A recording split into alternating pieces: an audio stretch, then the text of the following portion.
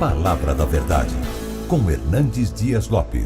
Eu quero tratar do seguinte tema com vocês: tomando de volta o que o inimigo levou. Esse texto retrata um dos momentos mais críticos da vida de Davi. O sogro quer matar o genro. Saul tem como maior projeto do seu governo matar Davi. Davi não tem mais para onde fugir, nem pelas cidades, nem pelos desertos, nem pelas cavernas. Então Davi busca asilo político em território filisteu. Agora há uma guerra declarada dos filisteus contra Israel, e Davi está numa situação constrangedora, porque o rei filisteu o nomeia como seu guarda-costas. Mas na ida para a grande batalha, os príncipes filisteus recusam ter Davi com eles, e Davi é dispensado da guerra. E ao retornar para sua cidade refúgio, a cidade de Ziclag, onde estavam suas famílias respectivas, percebem uma tragédia. A cidade tinha sido queimada, a cidade tinha sido espoliada, queimaram tudo, saquearam a cidade e levaram embora cativos os filhos e as filhas. Quando Davi e seus homens retornam, encontram a cidade queimada, ferida, seus filhos, suas filhas, mulheres respectivas nas mãos do inimigo. E diz a Bíblia que Davi, ao ver essa cena, chora até não ter mais forças para chorar. Seus aliados querem matá-lo, porém naquela situação crítica, Davi se reanimou no Senhor seu Deus, pôs-se a orar, pediu direção a Deus, perguntando: perseguirei eu o bando, alcançá-lo-ei? E Deus respondeu: persegue o inimigo, Davi, porque tudo que ele tomou de você, você vai trazer de volta. Davi foi, Davi lutou, Davi venceu, Davi trouxe de volta os filhos, as filhas, as mulheres, os despojos. Deus reverteu a situação. Esse texto encerra para nós, portanto, algumas lições que passo agora a descrever. Primeiramente, esse texto fala de uma grande batalha. Aqui os amalequitas são uma representação da batalha espiritual que a família enfrenta. São os inimigos terríveis, assassinos, roubadores, que vêm para trazer destruição, para deixar um rastro de tragédia. E eu gostaria que vocês comigo observassem como é que esse inimigo ataca as famílias. Em primeiro lugar, notem comigo no verso 1, está escrito que os amalequitas tinham dado com ímpeto contra o sul Ziclag. Esta ideia aqui é de um ataque furioso, de um ataque implacável, esmagador. Meus irmãos, hoje a família está enfrentando esse tipo de ataque. Há uma fúria deliberada contra a família, há um ataque concentrado contra a família. Esta é uma agenda global, esta é uma agenda institucional, esta é uma agenda nas nações, dos próprios governos, das próprias instituições de ensino, da própria grande mídia, de todas as frentes, em todas as áreas. A família está sendo atacada com rigor desmesurado. É um ataque implacável. E há muitas pessoas sendo atingidas por esse ataque terrível. Me permite ilustrar isso. Eu estava pregando certa feita em Vitória, no Espírito Santo, numa casa, num pequeno grupo familiar. E enquanto eu falava, uma mulher chorava convulsivamente. Quando terminou, eu fui conversar com ela e perguntei: por que a senhora está chorando? Ela me disse assim: pastor, o diabo destruiu a minha vida. Eu disse: o que a senhora quer dizer com isso? Ela me respondeu: eu tinha uma família, meu marido, meus 2 filhos, um bom apartamento, um bom salário, mas não tinha paz na nossa casa. Havia uma nuvem escura sobre a nossa casa. E ela disse: um dia eu me acordei assustada com o grito dos meus filhos. Eu corri para o quarto, percebi que o meu marido não estava do meu lado. Cheguei, a porta do quarto estava trancada. Eu bati, a porta não se abriu. Eu arrombei a porta e me deparei com um quadro horrível. O meu marido estava apunhalando os nossos filhos. Quando eu entrei no quarto, ele enterrou o punhal sobre o seu próprio peito e caiu ensanguentado sobre os corpos dos nossos filhos. Ela me disse: pastor, eu levei toda a minha família para o cemitério. O diabo destruiu a minha vida. Há muitas pessoas atacadas furiosamente pelo inimigo, que veio para roubar, para matar, para destruir. Mas notem comigo, ainda no verso 3, em segundo lugar, que os amalequitas, os terroristas do deserto, ao invadirem Ziclag, queimaram a cidade e feriram a cidade. Você queima estruturas físicas, gerando prejuízo financeiro, mas você fere pessoas, machuca pessoas. E eu posso lhes garantir que há muitas pessoas feridas hoje, feridas na alma, feridas na emoção, feridas na honra, feridas fisicamente. Eu estava pregando num congresso na cidade de Patrocínio, Minas Gerais. Era um congresso de médicos, enfermeiros, e uma enfermeira que nos acolheu para aquela conferência, depois da primeira palestra que ministrei, me procurou, me chamou à parte, olhou para mim e me fez uma pergunta intrigante: o senhor está vendo esse sorriso bonito que eu tenho? Eu disse: é claro, é impossível não ver. Ela me disse: pois esse sorriso é uma mentira. Por trás desse sorriso eu carrego uma alma enferma, uma alma ferida. Eu sou uma pessoa emocionalmente doente. Há muitas pessoas assim, estão sorrindo, estão cantando, estão celebrando, mas quando chegam na intimidade, põem a cabeça no travesseiro.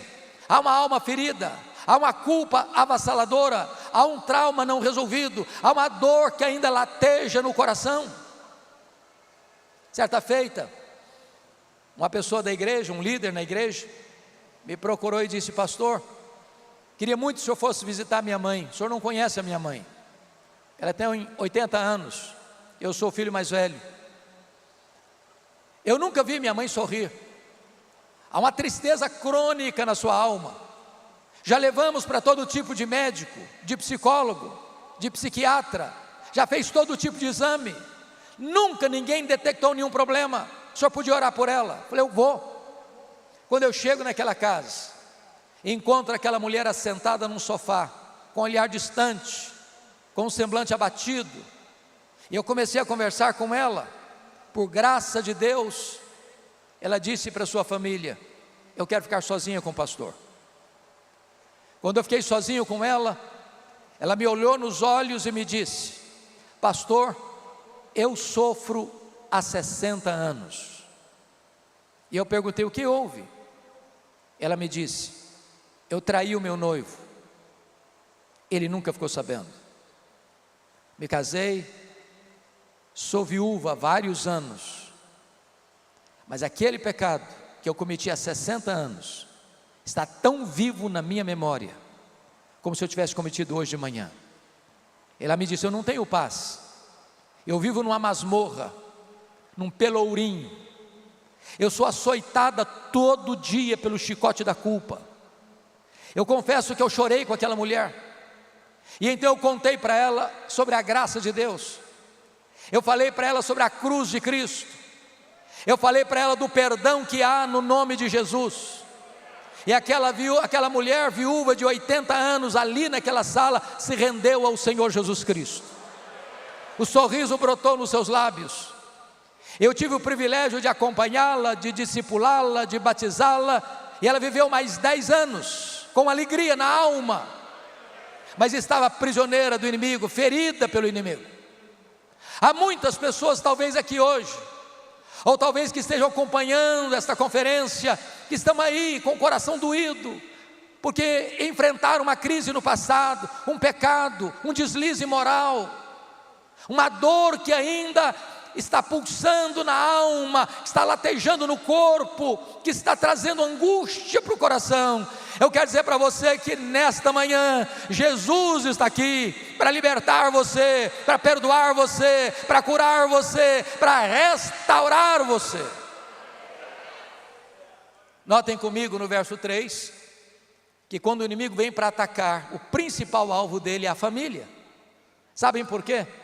Se você desconstrói a família, você atinge a igreja, você atinge a sociedade em geral. Todo projeto que visa minar a família, solapar os alicerces da família, é um projeto suicida. A família é a base. Ninguém pode estar bem se a família está mal. E aí você vai perceber nos versos 3, que os amalequitas levaram cativos as mulheres, os filhos e as filhas. E eu pergunto a você, como é que um marido pode estar bem, sabendo que a sua mulher está na mão do inimigo? Como é que uma mulher pode estar bem, sabendo que o seu marido está prisioneiro nas mãos do inimigo? Como é que os pais podem estarem bem, sabendo que os seus filhos estão prisioneiros nas mãos do inimigo? Há muitas pessoas prisioneiras hoje, prisioneiras das drogas, dos vícios, da pornografia, de uma vida imoral, ou da ganância, ou do secularismo, ou do ateísmo, ou das ideologias perniciosas. Hoje o Senhor trouxe você aqui, porque essas amarras podem ser quebradas no nome de Jesus. Um dia um homem, líder de louvor na igreja, me procurou. Disse: pastor, eu vim comunicar ao senhor que eu estou saindo de casa, estou deixando a minha mulher, as 2 filhas, estou deixando a igreja, estou largando tudo para trás, porque eu conheci uma mulher e quero viver uma aventura com ela. Eu falei, eu exortei, eu orei, eu fiz tudo o que eu podia fazer. Aquele homem não tinha ouvidos para nenhuma das palavras que eu proferi. Ele saiu de casa, se envolveu com essa mulher, ela estava ligada à feitiçaria, e algumas vezes fui visitá-lo e encontrava despachos aos demônios dentro da sua casa. E eu falava com ele, eu confrontava ele, mas ele não escutava. Esse homem chegou a ponto de ir ao cemitério, fazer despacho aos demônios. Nada que eu falava para ele adiantava. Um dia eu contei para ele uma história que eu vivi na África do Sul, a tribo dos Zulus. Os Zulus têm uma prática muito curiosa. Quando um rapaz vai namorar uma moça, ele dá um lenço branco para essa moça. Enquanto o namoro durar, a moça retém o lenço branco. Se porventura o namoro terminar, a moça precisa devolver para o rapaz o lenço branco. Se não devolver, é como se ela dissesse: eu quero ser sua, pode usar meu corpo. Nós estávamos lá numa missão, quando um ex-namorado abusou de uma menina, e os pais levaram o caso às autoridades locais, e a primeira pergunta que a autoridade fez à moça foi esta: você devolveu o lenço branco para ele? Ela respondeu: não. Disseram: nós não podemos fazer nada com esse rapaz. Essa é a nossa cultura. Então eu disse para aquele rapaz, que estava com despacho aos demônios dentro da sua sala: Você precisa devolver o lenço branco. Passou-se 3 semanas, o telefone tocou no meu gabinete, eu atendi, era ele. Ele disse: pastor, venha na minha casa, agora, eu preciso devolver o lenço branco. Eu corri para lá. Quando eu cheguei, pastor Eduardo, ele estava sentado na minha frente, e esse homem começa a tremer da cabeça aos pés, a suar a roupa, a ponto da roupa pingar, ensopada, e eu sabia o nível da batalha espiritual que ele estava enfrentando. Eu disse: você está pronto a devolver o lenço branco? Ele disse: eu preciso, pastor. Eu disse: então você vai pegar uma caixa, e tudo que tiver de feitiçaria dentro dessa casa, você vai botar nessa caixa. Ele começou a trazer aventais, velas, correntes, patuás, toda aquela quinquilharia. Encheu aquela caixa. Agora nós vamos levar essa caixa para o quintal, vamos botar fogo, para fazer o que aconteceu lá em Éfeso, você romper com essas práticas. Eu peguei 1 litro de álcool, ensopei toda aquela caixa com álcool, e disse: agora nós vamos botar fogo nessa caixa. Ele pegou o palito de fósforo, riscou, e não pegou fogo. Ele riscou o segundo palito de fósforo, não pegou fogo. Ele deu uma gargalhada cavernosa e disse: não vai pegar fogo.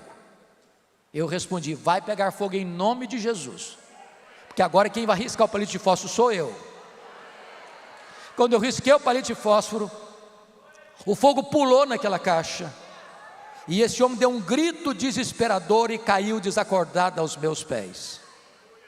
Eu clamei pelo nome de Jesus. O Senhor quebrou as suas correntes, o Senhor o libertou, e quando esse homem levantou, ele estava quebrantado, ele estava humilhado, ele estava arrependido, ele estava liberto pelo poder do nome de Jesus Cristo nosso Senhor. O Senhor está aqui nesta manhã, poderoso para salvar, poderoso para libertar, poderoso para curar, poderoso para transformar, poderoso para dar a você a possibilidade de um novo começo na vida. Mas veja o outro artimanho do inimigo. Olha comigo o versículo 6. Diz o texto que os amigos de Davi, seus homens que acompanhavam Davi, fiéis a Davi, estão querendo apedrejar Davi. Em outras palavras, o inimigo provoca um estrago na família, e a outra artimanha dele é jogar uns contra os outros. É o marido que se coloca contra a esposa, é a esposa que acusa o marido, os pais que acusam os filhos que não honram os pais, e de repente a família vira um pé de guerra. Me permita declarar a vocês, se você guardar essa expressão, eu vou ficar muito grato. Quando você faz do aliado inimigo, você faz do inimigo um aliado. Seu problema não é seu marido, seu problema não é a sua mulher, seu problema não são seus filhos, seu problema não são seus pais, seu problema não é a sua sogra, seu problema não são seus cunhados. Nós temos um inimigo terrível, invisível, maligno, que articula as coisas, que joga uma pessoa contra a outra, que quer destruir a sua casa.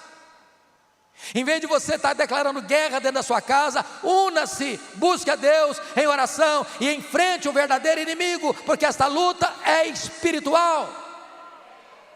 A nossa luta não é contra sangue, não é contra carne. Nós temos que usar armas espirituais poderosas em Deus para destruir fortalezas e anular sofismas. Mas há uma outra artimanha do inimigo que eu gostaria de ressaltar. Está no versículo 16.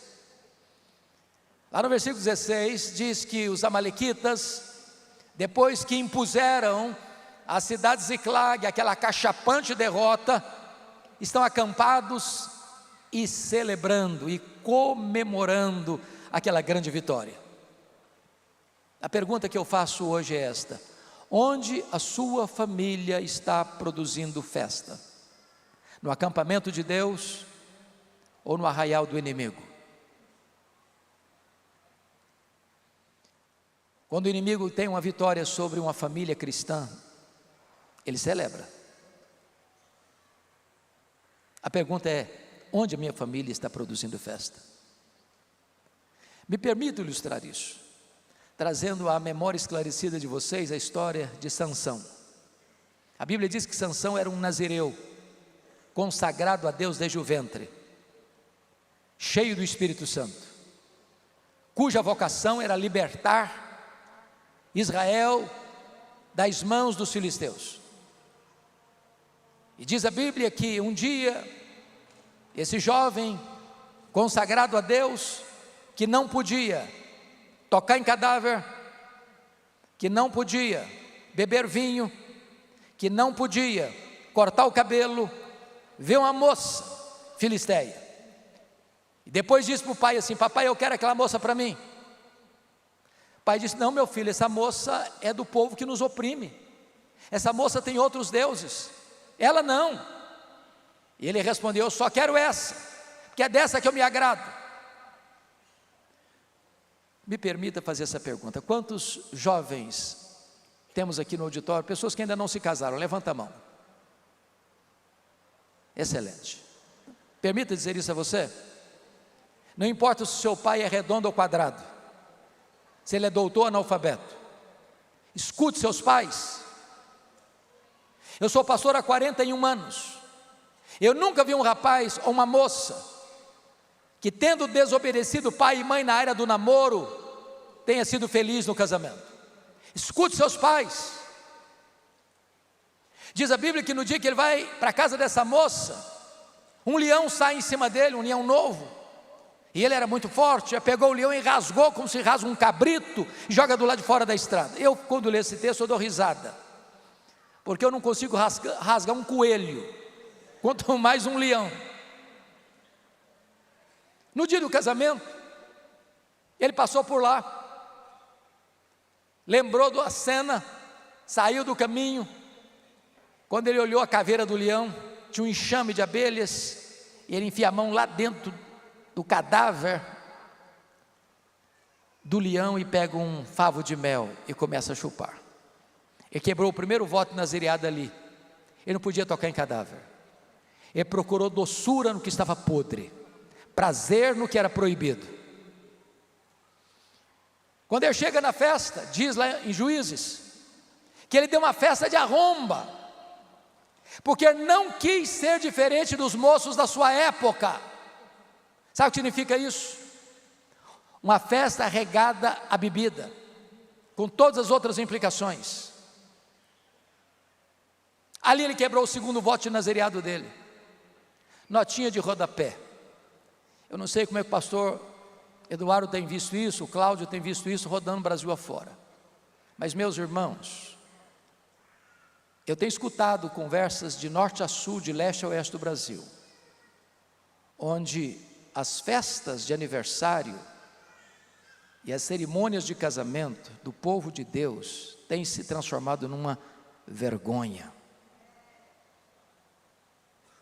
Você sai da igreja, uma linda celebração de louvor a Deus, vai para um rico cerimonial e lá o pau quebra. A música que rola lá não tem nada a ver com Deus mais. Bebida alcoólica, se serve todas. As luzes se acendem no palco e viram uma boate. E o povo de Deus, bêbado, cai na pista de dança e volta para casa com as pernas trôpegas.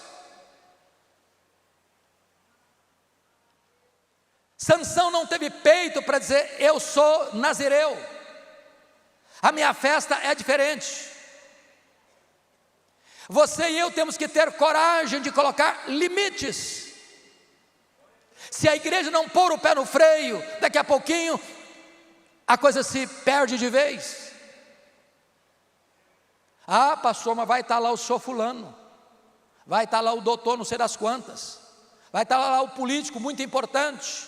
se eu não tiver uma cervejinha, se eu não tiver um whiskyzinho, se eu não tiver uns vinhos de boa qualidade, vai ficar muito sem graça. Meu irmão, que se tome guaraná e água gelada, a festa é sua, e você é consagrado ao Senhor.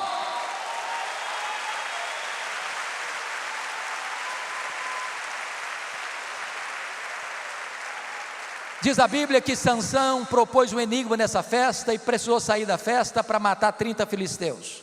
Tem graça nisso? Quando ele voltou desse negócio, o sogro já tinha dado a mulher dele para outro homem. Ele ficou muito irritado, incendiou a campina dos filisteus. Os filisteus usaram seus amigos para prendê-lo, e ele se livra da prisão e mata mais 1000 filisteus com a queixada de jumento, e dali ele desce para Gaza, se deita com a prostituta, um servo de Deus, vai rompendo os princípios, vai negociando valores, vai negociando absolutos, e de abismo em abismo ele vai caindo, até que ele deitou nos braços de Dalila, e propôs novos enigmas, e ficou preso no cipoal dos seus enigmas.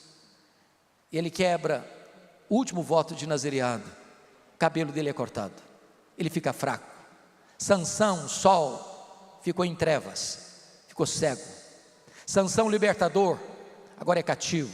Sansão, que devia trazer glória para o nome de Deus, é levado ao templo de Dagom, e é motivo de escárnio a Deus e festa no arraial do inimigo. Por quê? Porque um servo de Deus não levou os princípios de Deus a sério.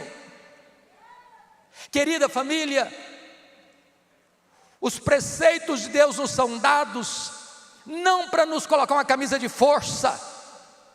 Deus tem para você vida plena, vida maiúscula, vida feliz, vida abundante. É quando você guarda os preceitos de Deus, é que a família tem saúde emocional, é que a família tem saúde espiritual, é que a família é vitoriosa. Mas eu gostaria de olhar o segundo lado dessa mensagem, porque se eu terminasse aqui, eu acho que nós sairíamos aqui desesperados. O que Davi fez quando percebeu que o inimigo estava atacando a sua família? Em primeiro lugar, confira aí comigo o versículo 4, está escrito que Davi chorou até não ter mais forças para chorar. Meus amados, é preciso chorar pela família, que quem chora está dizendo que não se conforma com o caos. Quem chora está diagnosticando um problema que precisa de solução urgente. Qual foi a última vez que você chorou pelo seu casamento? Qual foi a última vez que você chorou pelos seus filhos? Qual foi a última vez que você se inconformou com a situação que desabou sobre a sua casa? Me permita ilustrar isso. Eu não sei quantos de vocês conhecem pastor Tim Simbala, lá dos Estados Unidos. Tem um brilhante ministério. Ministério de música da igreja é um dos mais conhecidos da América.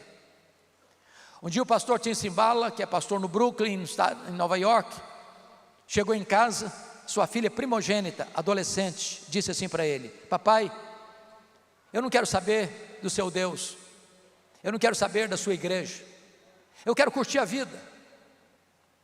A vida está pulsando lá fora. O pai pediu, o pai insistiu, o pai chorou, mas nada adiantou. A menina botou uma mochila nas costas e saiu de casa.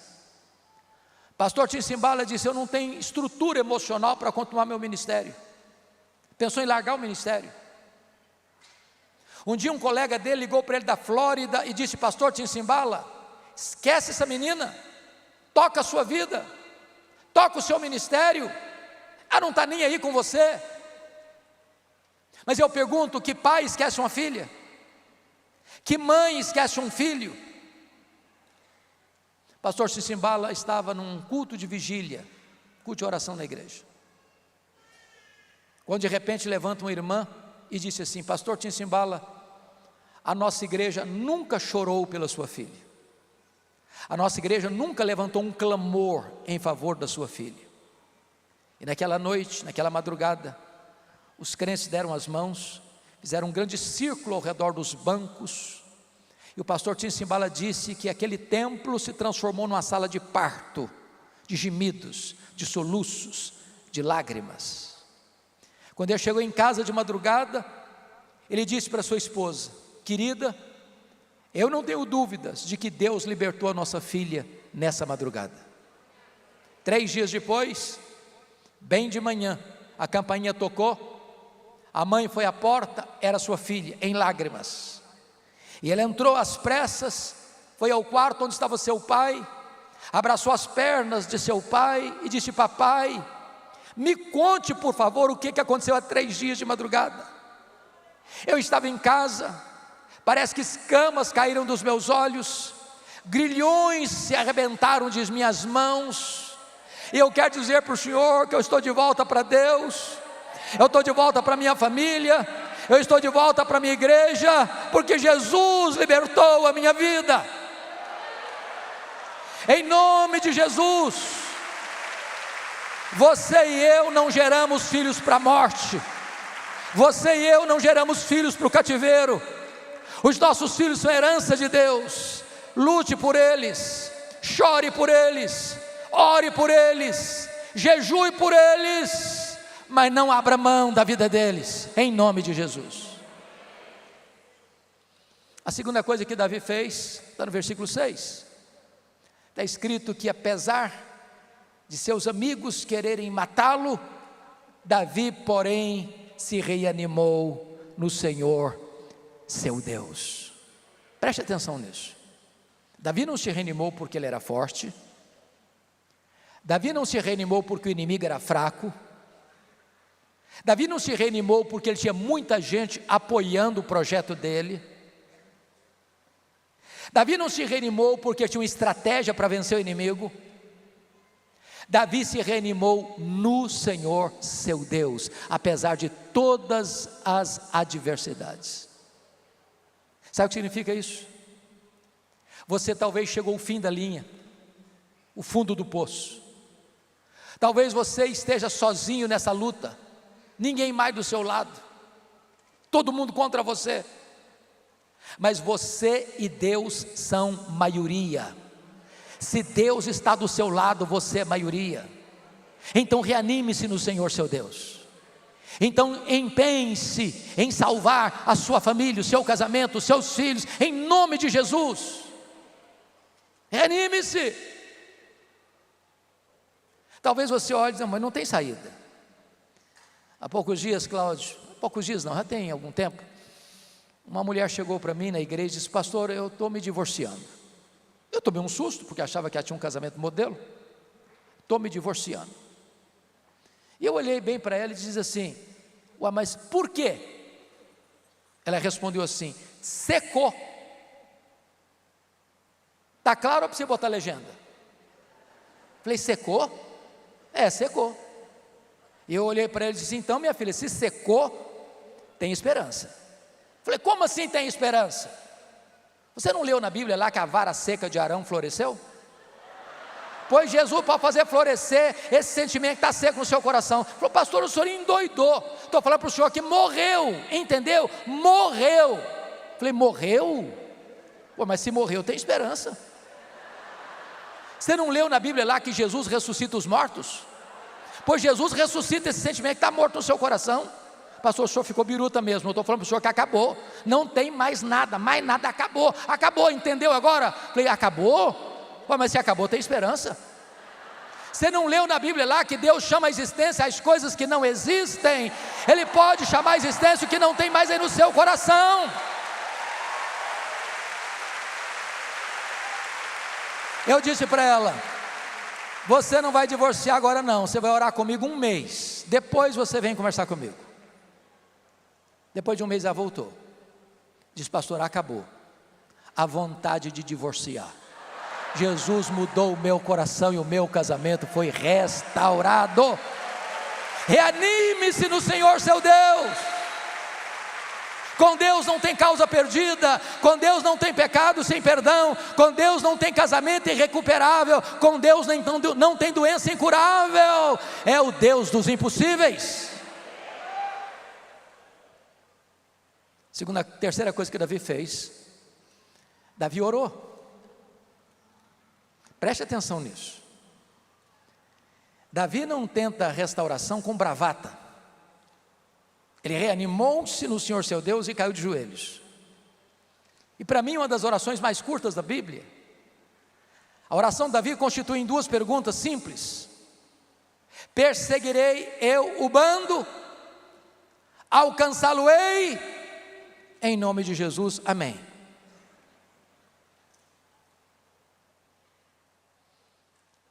Há determinados nós na nossa vida que só são desatados com oração. Não adianta brigar, não adianta discutir, não adianta ir para a justiça, buscar direitos. Tem determinadas situações, irmãos, que nós vamos resolver no joelho dobrado. Então pare de discutir, pare de brigar, comece a orar. Você não tem estratégia, nem eu, nem Davi tinha. Ele buscou de Deus a direção. E a boa notícia que eu tenho para lhe dar é que quando você ora, Deus responde. Quando você ora, Deus age. Porque quando você ora, o homem trabalha, mas quando você trabalha, mas quando você ora, Deus trabalha. Agora note uma coisa: o que Deus prometeu para Davi foi vitória e não ausência de luta. O que Deus promete para você é chegada certa, não caminhada fácil. Porque Davi teve que lutar. 200 homens ficaram para trás de cansados, mas se você tem a promessa, você não vai parar, você não vai desistir, até ver o milagre de Deus acontecer no seu casamento, na sua vida, na sua família, na vida de seus filhos. E diz a Bíblia que Davi foi, que Davi lutou, que Davi venceu, que Davi trouxe tudo de volta, que Davi restaurou os filhos, as filhas, as mulheres, os rebanhos, nada ficou nas mãos do inimigo, tudo Davi tornou a trazer.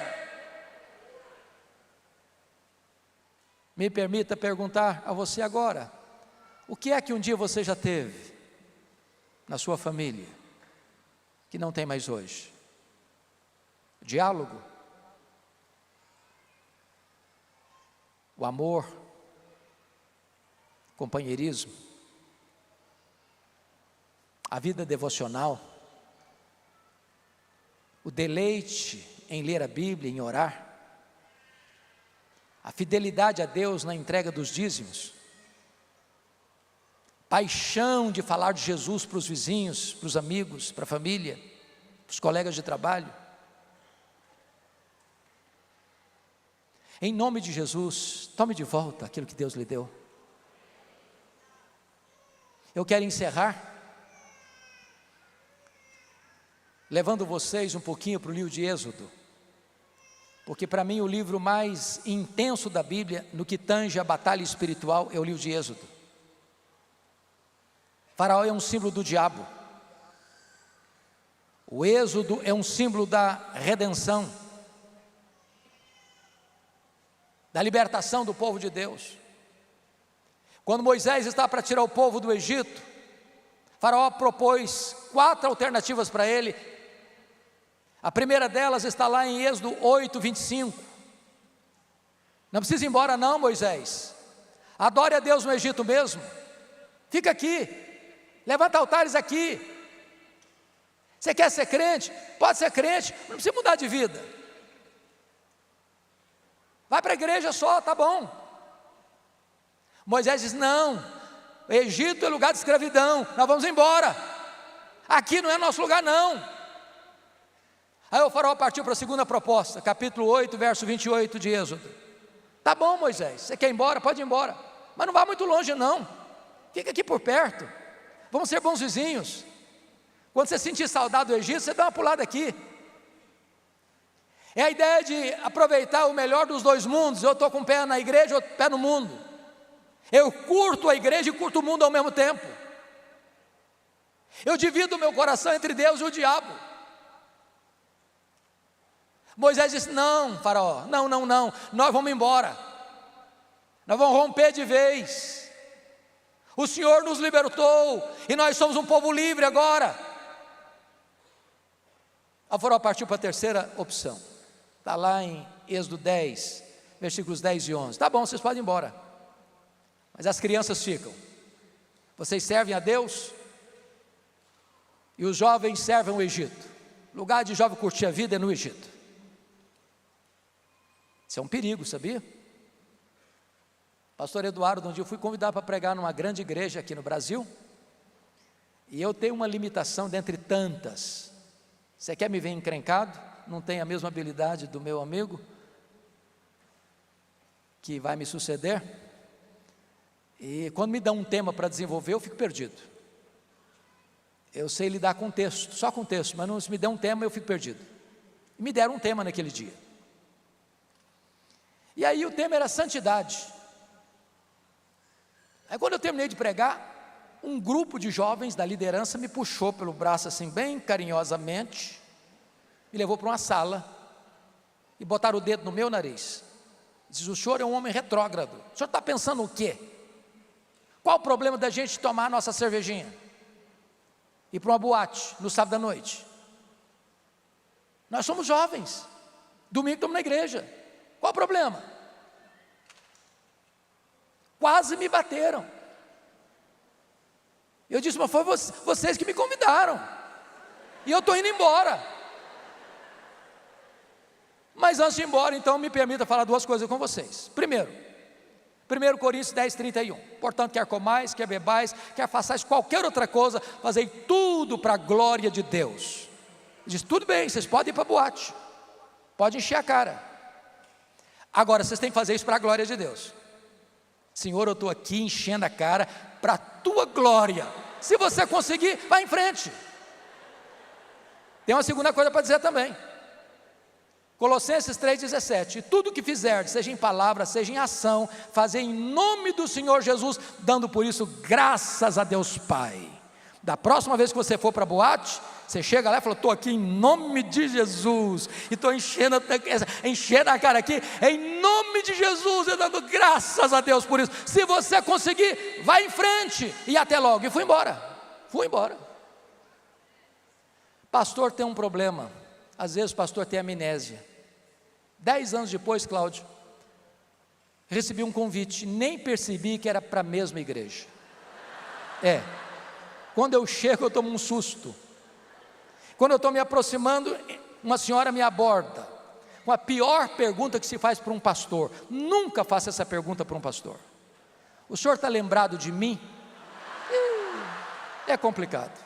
Olhei, tornei a olhar, olhei de novo. Ô, minha irmã, só me perdoe, mas eu não sei quem é a senhora. Ela me disse assim: eu sou a mãe daquele rapaz que botou o dedo no seu nariz. Falei: pronto, não apanhei do filho, vou apanhar da mãe agora.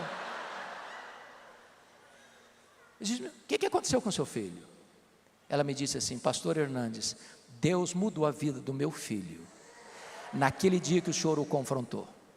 Meu filho é um homem de Deus, meu filho é um santo homem de Deus, meu filho é um líder espiritual na igreja, cheio do Espírito Santo de Deus.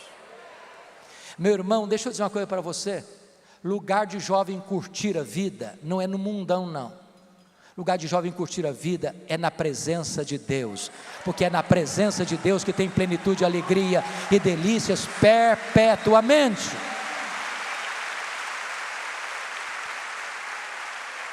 Mas aí o faraó partiu para a última proposta dele, está lá em Êxodo 10, versos 24 a 26. O faraó diz: tá bom, pode ir embora, todo mundo.